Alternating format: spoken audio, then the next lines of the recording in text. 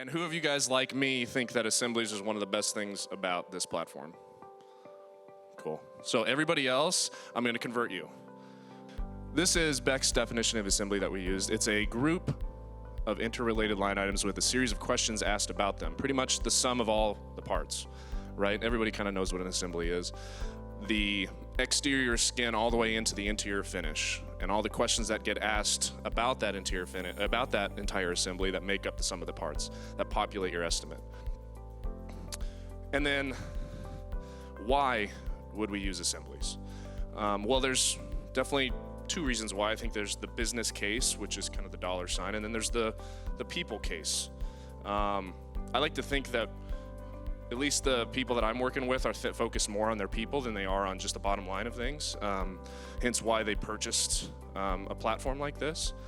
It makes us more efficient, makes us faster without sacrificing accuracy.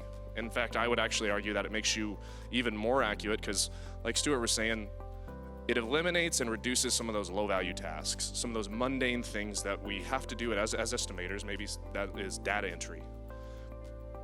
It captures a lot of the indirect items. It's not just about the materials that are building up that assembly. It's about miscellaneous labor that's in that assembly, miscellaneous equipment that has to be used in that assembly, survey. So many different things that you can put into these assembly questions to capture that estimating mindset.